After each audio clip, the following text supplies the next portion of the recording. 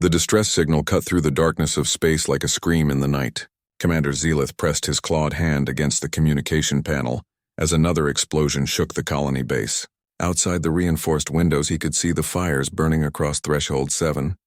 The Kresh warships hung in the sky like metal vultures waiting for their prey to die.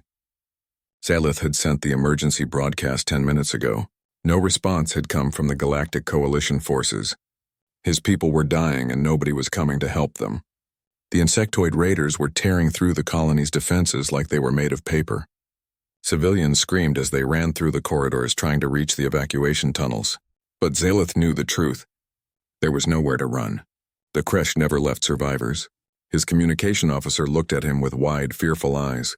The young Velnar's hands trembled as she tried to maintain the broadcast signal. Zelith wanted to tell her that everything would be fine, but he could not bring himself to lie. Not now. Not when death was so close. Then the panel crackled to life. A voice came through the speakers. It was different from any coalition voice Zelith had ever heard. It carried a strange warmth mixed with something sharp and dangerous. "This is Captain Jake Morrison of the human vessel Retribution. We have received your distress call. Hold your position. We are inbound." Zelith felt his heart sink into his stomach. Humans. The Deathworlders from that terrible planet called Earth. Everyone in the galaxy knew about them. They came from a world so hostile it had tried to kill them every single day of their evolution.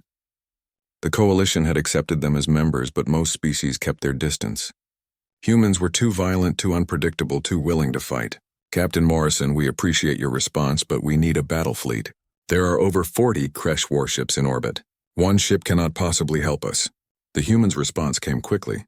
"One ship is what you have got, Commander. Our estimated time of arrival is 12 minutes. Get your people to shelter and stay away from the northern perimeter." Things are about to get loud. The transmission ended. Zelith stared at the communication panel in disbelief. 12 minutes. In 12 minutes they would all be dead. The humans would arrive just in time to witness the massacre and maybe collect the bodies. His sensor officer made a choking sound. "Commander, you need to see this right now." Zelith moved to the sensor station. What he saw there made his blood run cold. The human ship had just dropped out of faster-than-light travel at the edge of the system. But it was not slowing down. It was accelerating. The ship was heading straight toward the Kresh fleet at incredible speed. The vessel itself was massive. Nearly 2 kilometers of dark angular metal that looked like it had been built by someone who understood that war was not about looking pretty. It was about winning. The ship bristled with weapons. Huge cannons lined its hull. Missile pods clustered along its spine. Point defense turrets covered every angle. This was not a ship built for exploration or diplomacy. This was a warship pure and simple. The Retribution had come to Threshold 7. It had come alone. Zelith watched his sensors as the human battleship closed the distance to the Kresh fleet. The raiders had noticed the newcomer now. Their ships were turning to face this unexpected threat. 40 warships against 1. The Kresh had the numbers. They had the position. They had every tactical advantage, but they did not have humanity's anger. The Retribution opened fire while still at extreme range. Its main railgun spoke first. Zelith's sensors showed projectiles leaving the human ship at impossible velocities. Chunks of metal accelerated to a fraction of light speed. The kinetic weapons crossed the distance in seconds. 3 Kresh destroyers simply ceased to exist. They did not explode. They did not break apart. They were there one moment and then they were gone. Vaporized by the sheer kinetic energy of the impacts, the remaining Kresh ships scattered in confusion. They were used to attacking defenseless colonies. They were used to prey that ran away or begged for mercy. This prey had teeth and claws, and it was coming for them with murder in its heart. Zelith's communication panel lit up with Kresh battle chatter. He could hear the panic in their insectoid clicking language. The translation software struggled to keep up, but the meaning was clear. The raiders did not understand what was happening. They did not know how to fight something that fought back this hard. The Retribution plunged into the Kresh formation like a shark into a school of fish. Its weapons fired in a coordinated symphony of destruction. Railgun slugs tore through armor. Missiles streaked across the void on pillars of fire. Energy beams carved glowing lines through enemy hulls. Every shot found its mark. Every weapon fired with mechanical precision. Captain Morrison's voice came through on the open channel. "All Kresh vessels, this is your only warning. Leave this system immediately or be destroyed. You have 30 seconds to comply. The Kresh flagship tried to respond with weapons fire, a swarm of missiles launched from its tubes heading toward the Retribution. Zealith watched in amazement as the human ship's point defense systems came alive. Hundreds of small cannons tracked and fired at impossible speeds. The incoming missiles exploded one after another as the defensive fire tore them apart. Not a single warhead reached the Retribution's shields. The 30 seconds passed. The Kresh had not retreated. Captain Morrison's next words were cold and final. Weapons free. Show them what happens when you threaten the innocent. The Retribution's full broadside fired at once. The human ship's entire port side lit up with muzzle flashes and missile trails. The Kresh flagship tried to turn away, but it was far too slow. The barrage hit it like the hammer of an angry god. Nuclear warheads detonated against its hull. Railgun slugs punched through its armor. Energy weapons carved through its superstructure. The flagship broke in half. Its reactor went critical. The explosion lit up the night sky of Threshold 7 like a second sun. The remaining Kresh vessels broke and ran. They scattered in every direction, desperate to escape the monster that had appeared in their midst. The Retribution did not pursue them. It had made its point. The raiders would spread the word about what happened here. They would tell other Kresh fleets about the human ship that had come when called, about the Deathworlders who did not hesitate, who did not calculate odds, who simply fought. Zealith realized he was holding his breath. Around him, his crew stared at the tactical display in stunned silence. The entire battle had lasted less than 8 minutes. 40 Kresh warships had been destroyed or driven off by a single human vessel. It seemed impossible. But the evidence was right there on the sensors. The communication panel chimed. Captain Morrison's voice came through again. This time it carried that warmth Zealith had noticed before. The hard edge was gone, replaced by something almost gentle. Threshold 7, this is Captain Morrison. The threat has been neutralized. The Kresh fleet is in full retreat. We are scanning for any remaining hostiles, but I think they got the message. How are you holding up down there, Commander? Zealith found his voice, though it trembled with emotion. Captain Morrison, we do not have adequate words to express our gratitude. You saved us. You saved all of us. There was a pause before the human responded. Just doing our job, Commander. We heard someone needed help. Besides, we were in the neighborhood. We are deploying medical teams and damage control units to your location. Our engineers can help with your infrastructure repairs. Permission to send shuttles. Zealith looked around at his damaged command center, at his exhausted, traumatized people, at the fire still burning outside, and he felt something he had not experienced in hours. Hope. Permission granted, Captain. And please allow me to welcome you properly once the situation is stabilized. We owe you our lives. The human's response was warm. Save the thanks for later, Commander. Right now, let us focus on taking care of your people. Morrison out. Zealith slumped in his command chair as the adrenaline finally began to fade from his system. His people were safe.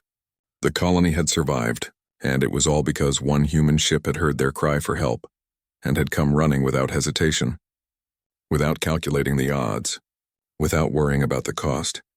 The Deathworlders had come when called, and they had brought salvation on wings of fire and fury. The first human shuttle touched down on Threshold 7's landing pad, 3 hours after the battle ended. Commander Zealith stood at the edge of the platform watching the craft settle onto its landing struts. Around him, his people gathered to see the warriors who had saved them. Many were injured. All were exhausted, but every eye was fixed on that shuttle door. The door hissed open and a ramp extended to the ground. Captain Jake Morrison walked down first. He was tall for a human with close-cropped dark hair that was graying at the temples. His uniform was crisp and military, but his eyes were kind. Behind him came his crew, medical personnel carrying equipment, engineers with tools and repair kits, soldiers with weapons but held at ease. Zealith stepped forward and executed a formal Velnar bow. Captain Morrison, I am Commander Zealith.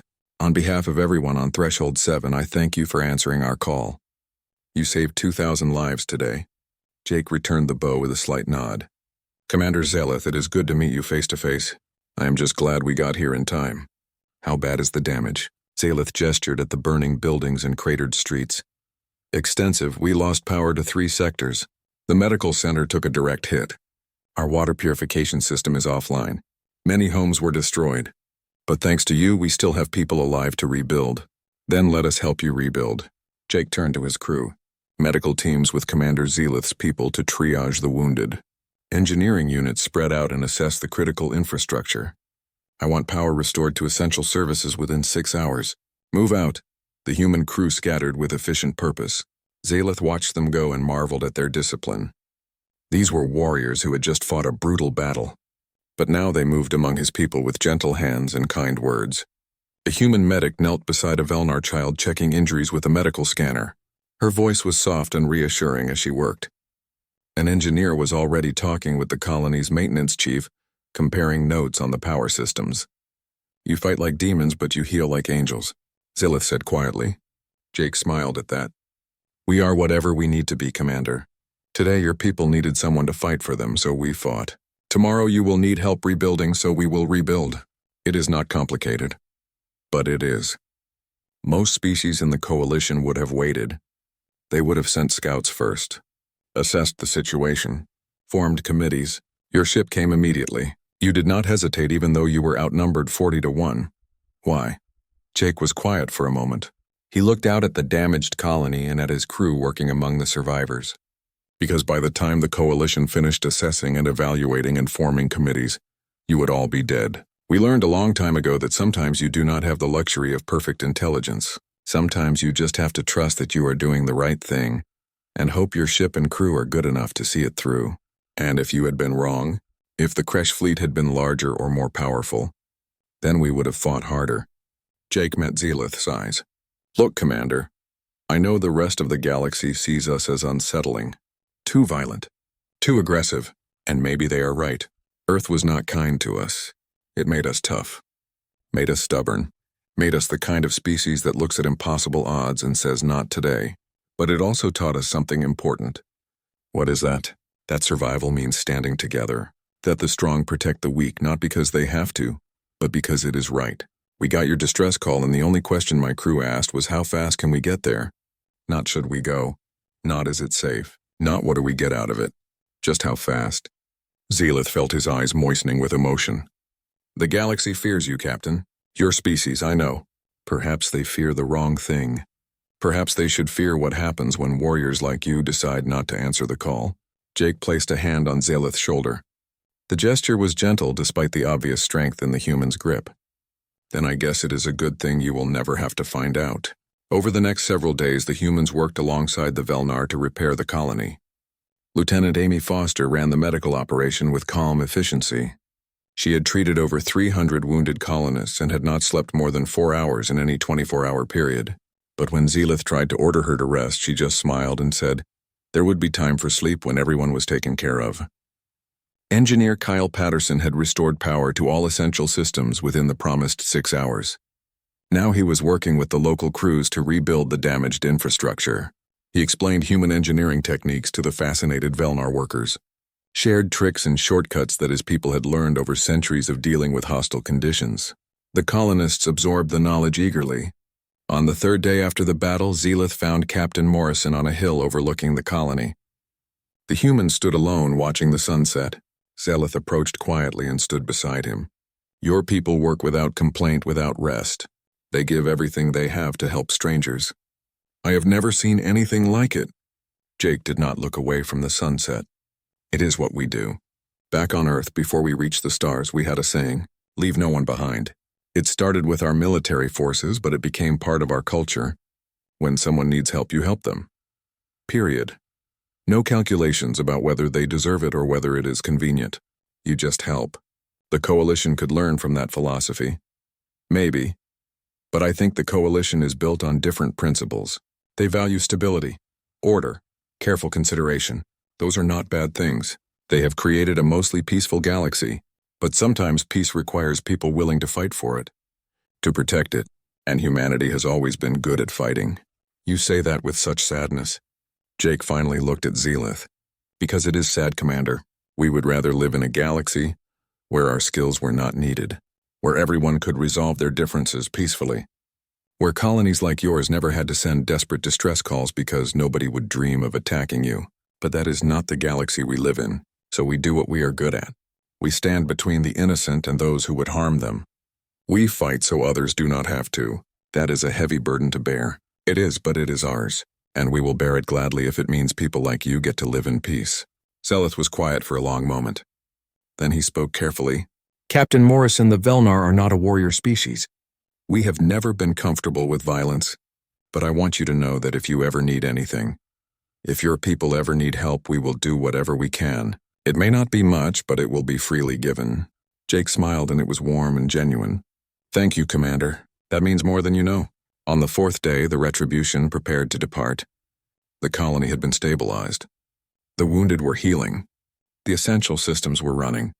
There was still much work to do, but the Velnar could handle it now. Captain Morrison gathered his crew at the landing pad for final departure. Zealith stood before them with what seemed like the entire colony behind him.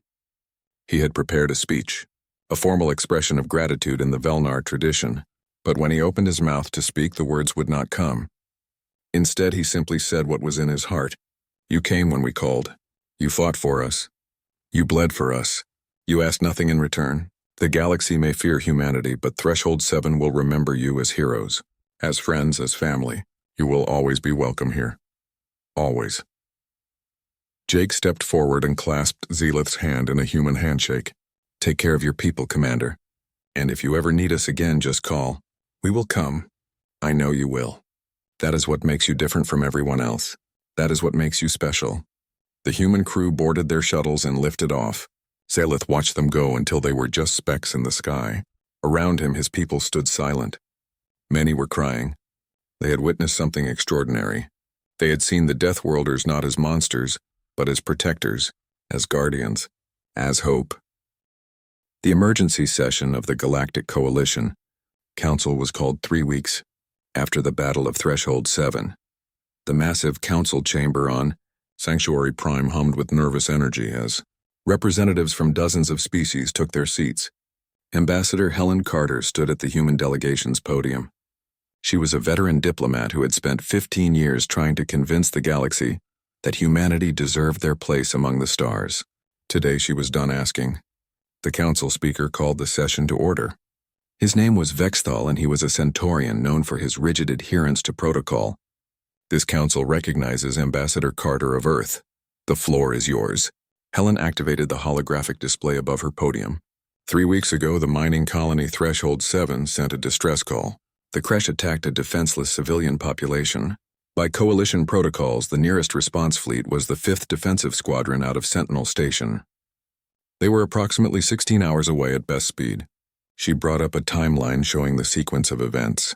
The 5th Squadron received the distress call at 0900 hours. They began assessment procedures. They requested additional intelligence from Command. They formed a task force and assigned vessels. They departed Sentinel Station 14 hours after the initial call. Their estimated arrival at Threshold 7 was 22 hours after the attack began. Helen paused and looked around the chamber. By that time, all 2,000 Velnar colonists would have been dead. Threshold 7 would have been another statistic. Another colony that sent a desperate plea for help that came too late. Councillor Thexnell rose from the Velnar delegation. He was related distantly to Commander Zealith, and his voice carried weight. Instead, the human vessel Retribution arrived in 12 minutes. 1 ship against 40 Kresh raiders. Captain Morrison and his crew did not just drive off the attackers. They eliminated or routed the entire enemy fleet with 0 friendly casualties. They then spent 4 days helping our people rebuild. They asked for nothing in return. Murmurs spread through the chamber. Helen could see the unease on many faces. The Coalition had spent decades keeping humanity at arm's length, accepting their membership, but never quite trusting them with real responsibility. The question before this council is not whether the Retribution acted appropriately. The question is why humanity has been systematically excluded from rapid response operations when we have proven repeatedly that we are willing and able to answer the call. A Hyvenar representative stood. Its cluster of sensory stalks quivered with agitation. "Ambassador Carter, no one disputes the bravery or capability of human forces. But your species approaches conflict with a level of aggression that makes many Coalition members uncomfortable." Uncomfortable. Helen repeated the word flatly. "Tell me, Counselor, would the people of Threshold 7 have preferred to die comfortably while the Coalition evaluated their situation? That is not a fair comparison." Fair. Helen's voice took on an edge. "What is not fair is asking us to join your Coalition, to contribute our ships and personnel, to pay our dues and follow your rules, and then deliberately keeping us out of Situations where we could save lives because we make you uncomfortable. The Kresh do not care about your comfort. The Raiders do not pause their attacks because violence is distasteful to civilized people. Vexthal raised a tentacle for order. Ambassador Carter, this council understands your frustration. But surely you must see our concern. Human ships are heavily armed. Human crews are trained for combat scenarios that other species find excessive. There is fear that humanity's solution to every problem is overwhelming force. Helen took a breath and centered herself. When she spoke again, her voice was calmer but no less intense. You are right. We do believe in overwhelming force. Do you know why? Because when we commit to protecting someone, we commit completely. We do not send just enough ships to maybe win. We send enough to absolutely win, because the alternative is unacceptable. She pulled up casualty statistics on the display. Since joining the coalition 15 years ago, human vessels have responded to 47 distress calls from non-human colonies. 47 times we have put our ships and our people at risk for species that barely tolerate our presence. Our casualty rate in those engagements is 6%. The casualty rate for the people we were protecting is less than 1%. Helen let that sink in before continuing. Compare that to coalition average response forces over the same period. 15% casualties for responders, 8% for protected populations. We do not just fight harder, we fight smarter, and we actually save more lives. Those are the facts, not opinions, not speculation, facts. Counselor Thexnell spoke again. The ambassador makes compelling points. Threshold 7 stands as testament to human courage and capability. My cousin Commander Zealith has submitted a formal commendation for Captain Morrison and his entire crew. They did not hesitate. They did not calculate risk. They simply came when called. Is that not what the coalition is supposed to stand for? Protecting the weak, defending the innocent. An Arxilian delegate rose. She was elderly even by her species standards, and her voice carried authority. I propose a motion. Human vessels should be granted priority status for rapid response operations in frontier sectors. If the Deathworlders are willing to bear the burden, let us at least give them the authority to act without bureaucratic delay. The debate that followed went on for hours. Helen stood at her podium and answered every question, addressed every concern, provided data and evidence and testimony. Slowly she could see the tide beginning to turn. Fear was a powerful force, but so was gratitude. So was the undeniable proof that humanity, for all its violent origins, had become the coalition's best hope for protecting its most vulnerable members. A Velnar civilian named Corthan was brought in to testify. He had been on Threshold 7 during the attack. He described hiding in a shelter with his family, hearing the explosions getting closer, believing they were going to die. Then the sounds of battle changed. The Kresh weapons fire stopped. Human voices came over the emergency channels telling them it was safe to come out. I saw Captain Morrison and his crew, Corthan said quietly. I saw humans who had just fought a terrible battle, who must have been exhausted and afraid, but they were gentle with my children. They treated our wounded. They shared their food and water. They stayed to help us rebuild. These are not monsters. These are guardians, and we need more of them, not fewer. By the time the session ended, Helen knew they had won. Not completely. There would still be restrictions and oversight, and politicians who muttered about Deathworlder aggression. But the core motion passed. Human vessels would form the foundation of a new frontier protection initiative. They would be authorized to respond immediately to distress calls without waiting for committee approval. It was not perfect, but it was a start. After the vote, Helen found herself in the quiet diplomatic lounge. She poured herself a drink and stood at the window looking out at Sanctuary Prime's twin moons. A familiar voice spoke behind her. You did well today, Helen. She turned to see Admiral Colin Harper. He was the highest-ranking human in Coalition Military Command, and he had been fighting this same battle from a different angle. We did well, Colin. This was a team effort, still. You had them on the ropes in there. I particularly enjoyed watching the Hyvenar delegate try to argue that we were too aggressive. The look on his face when you brought up the casualty statistics was priceless. Helen smiled despite her exhaustion. We should not have had to fight this hard, Colin. We should not have to prove ourselves over and over again. We are members of this coalition, same as everyone else. We are members who scare them, Helen. We always will. The best we can do is show them that we are scary for them, not at them. Today you did that. Today you made them understand that having humanity watching their backs is better than the alternative. I just wish they trusted us. They will. Colin moved to stand beside her at the window. Trust takes time, but every colony we save, every life we protect, that builds trust. Threshold 7 was just the beginning. There will be more.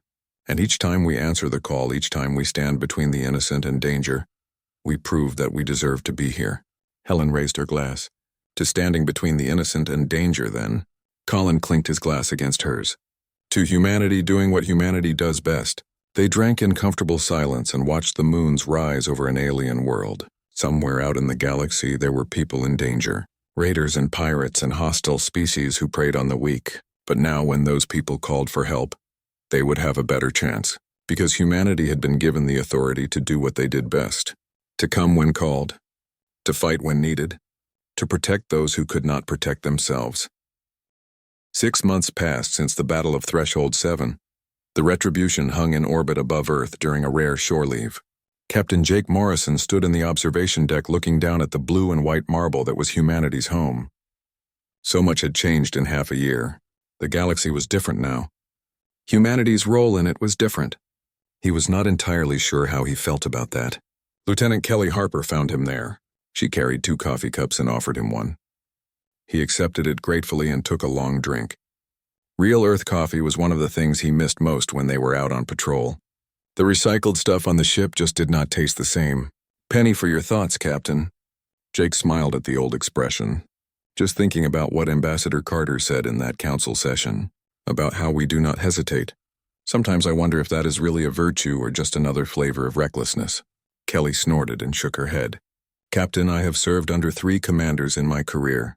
2 of them would have run the numbers at Threshold 7.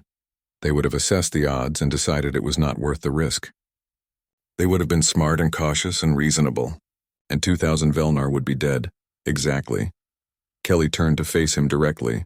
You did not hesitate because you did not need to. You saw people in trouble and you had the means to help. The math was that simple. The Council does not see it that way. The Council is getting there. You heard about the Arxillian colony last week. Pirates attacked it. The Coalition sent the Defender Squadron, but they also sent the human cruiser Defiant. Do you know what the Arxillian governor said when both forces arrived? Jake shook his head. She said, thank the stars, the Deathworlders are here. Not as an insult, Captain, as relief. Because she knew that once we showed up, her people were safe. That is what we have become. That is what the galaxy is starting to understand. When humans arrive, people know they will be protected. I just hope we can live up to that expectation. We already are. Kelly gestured at the view of Earth below. Every day our ships are out there patrolling frontier sectors, responding to distress calls, standing between raiders and civilians. We have saved dozens of colonies in the past 6 months, maybe hundreds of thousands of lives. That is living up to it, Captain. Down on Earth in the city of New Geneva, the Terran Coalition headquarters bustled with activity.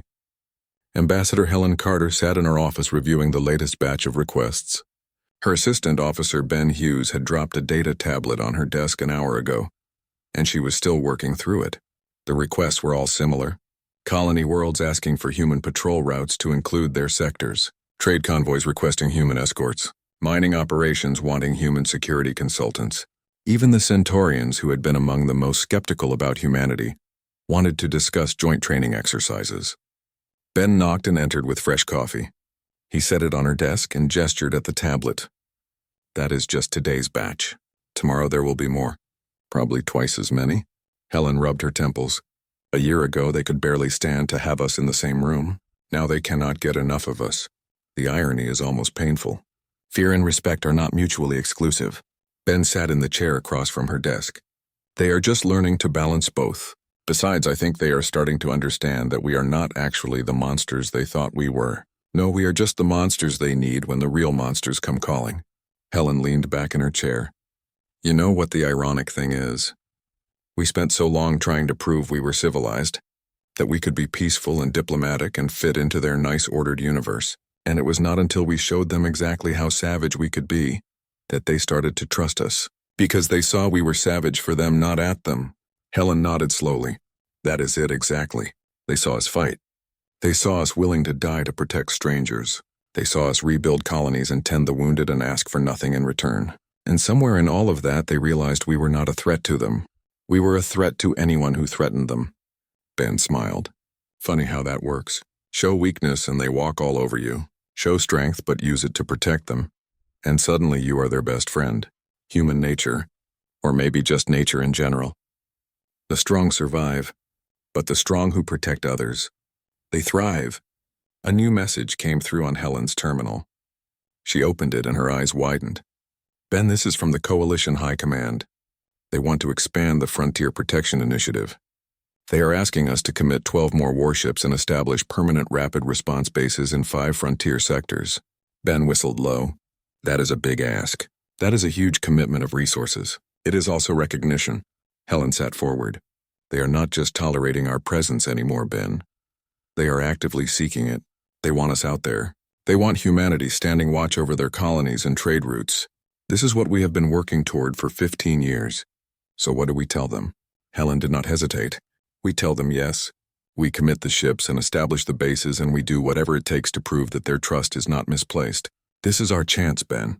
Our chance to show the galaxy who we really are. Back on the Retribution, Jake's communicator chimed. He activated it to see Commander Zeleth's face on the screen. The Velnar looked excited and emotional. Captain Morrison, I hope I am not disturbing you. Not at all, Commander. It is good to see you. How is the colony? Thriving thanks to you. But that is not why I am calling.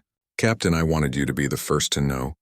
The Threshold 7 Colony Council has voted unanimously on something very important. Jake felt a sense of curiosity.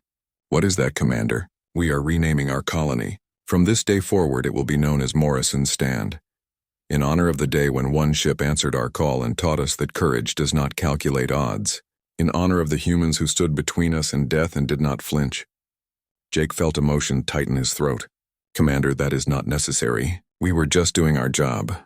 Perhaps, but it is a job that needed doing, and you did it without hesitation. Zeleth's eyes shone with tears. Let us honor that, Captain.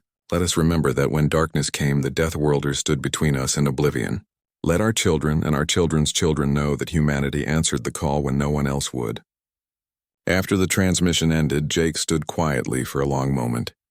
Kelly had watched the whole conversation, and now she raised her coffee cup in a mock toast. Morrison's Stand. That has a nice ring to it. Jake touched his cup to hers. It just means we have a standard to live up to. We have been living up to it since we left Earth orbit, Captain. The galaxy is finally catching up to what we already knew. That humanity is worth believing in. Out on the frontier, new distress beacons would sound. Pirates would raid. Slavers would hunt.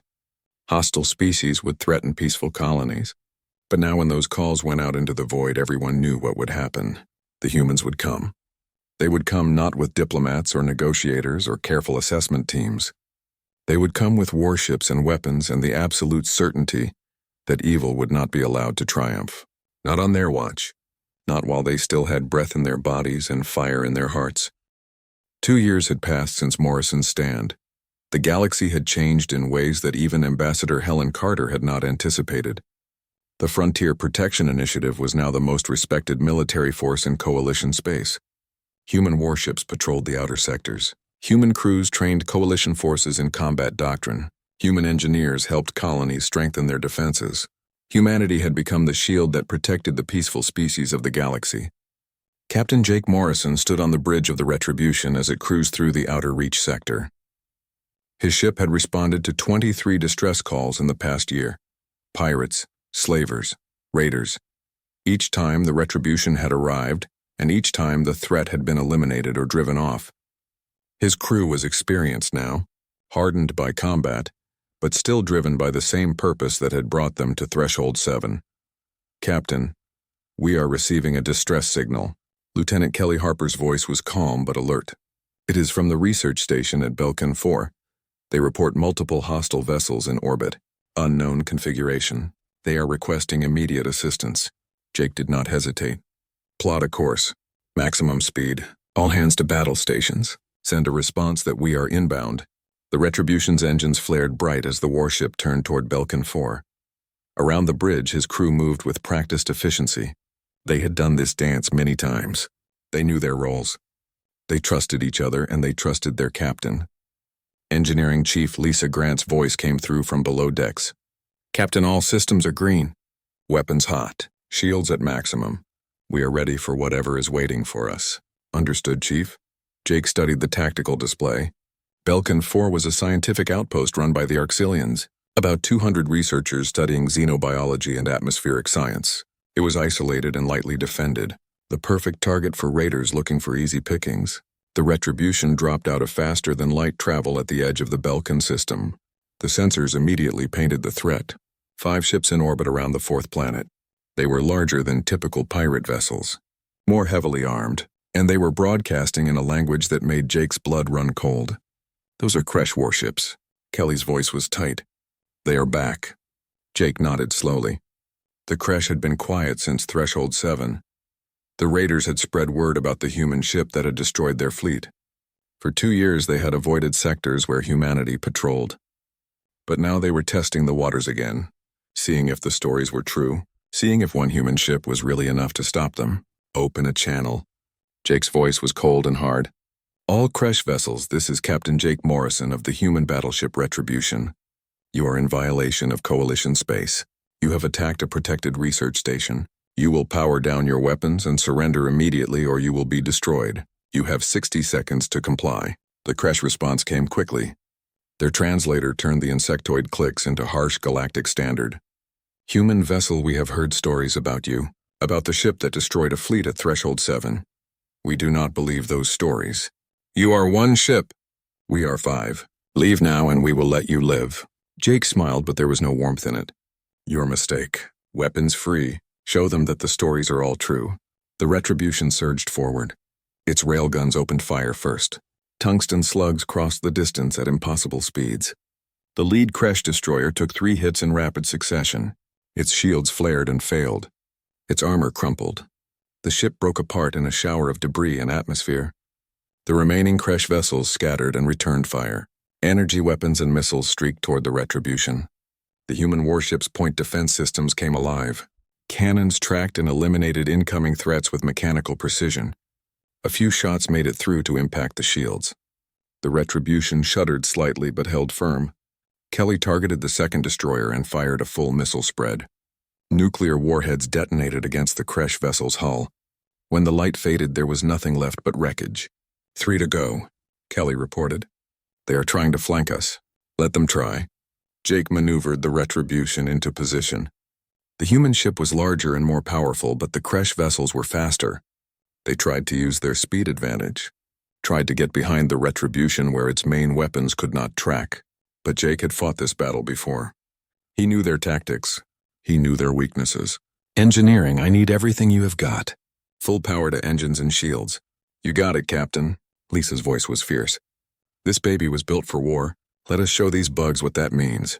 The Retribution accelerated hard. G-forces pressed the crew into their seats despite the inertial dampeners. The ship came about in a tight turn that should have been impossible for something its size. Suddenly, the Retribution was facing the 3 remaining Kresh ships head-on. Its full broadside was presented. Every weapon ready to fire. Fire everything. Jake's command was quiet but absolute. The Retribution's weapons fired in a single devastating volley. Railguns and missiles and energy beams all launching at once. The Kresh ships tried to evade, but there was nowhere to go. The barrage caught all 3 vessels. 2 exploded immediately. The third managed to survive the initial impact, but its engines were dead and its weapons were offline. It drifted helplessly in space. "Hail them," Jake ordered. The Kresh captain appeared on screen. His mandibles clicked in what might have been fear or anger or both. "You have defeated us, human. What happens now? Now you go back to your people." Jake leaned forward. "You tell them what happened here. You tell them that the stories are true, that when they attack innocent people, humanity will come. And humanity will not stop, not ever. You tell them that if they want to live, they will stay far away from Coalition space. Do you understand?" The Kresh captain clicked an affirmative. "Good, now get out of my sight." The crippled Kresh vessel limped away using emergency thrusters. It would take them weeks to reach the nearest jump point. Plenty of time to think about their choices. Plenty of time to spread the word.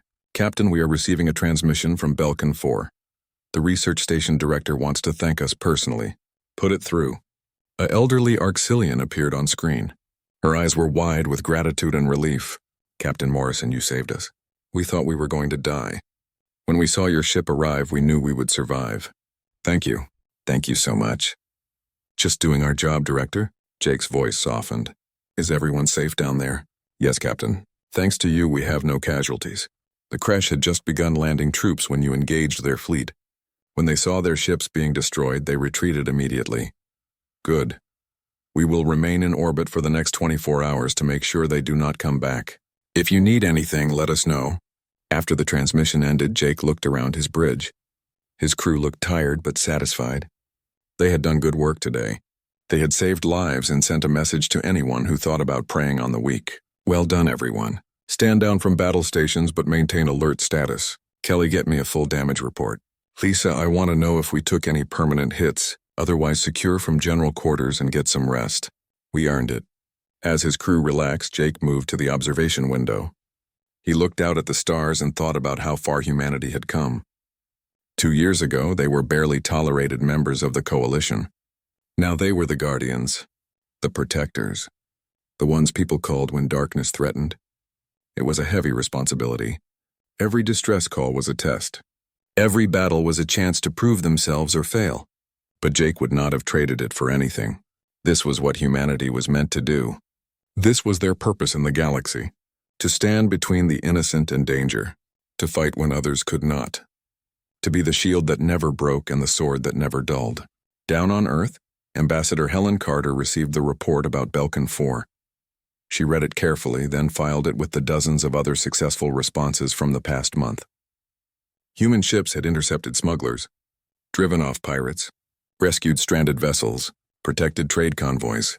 Every day they proved their worth. Every day they built more trust. Her assistant Ben entered with his usual stack of requests. More colonies wanting protection, more species seeking human training. The demand never stopped growing. We are going to need more ships, Ben said as he set down the reports. The Frontier Protection Initiative is stretched thin as it is. We have 17 warships covering dozens of sectors. It is not enough, I know. Helen stared at the requests. I have already submitted a proposal to build 12 new vessels, heavy cruisers and destroyers to supplement our dreadnoughts. The Coalition has agreed to fund half the construction costs. That is a big vote of confidence. It is recognition of reality. We are doing the job that needs doing. The job that no one else can or will do. They need us, Ben. The galaxy needs humanity to be its guardians whether they want to admit it or not, and we are happy to do it. We are, Helen smiled slightly. You know what the strange thing is? We spent centuries fighting among ourselves on Earth. Humans killing humans over territory and resources and ideology. We were so good at war because we practiced on each other. And now all that experience, all that hard-earned knowledge is being used to protect others, to save lives instead of taking them. History,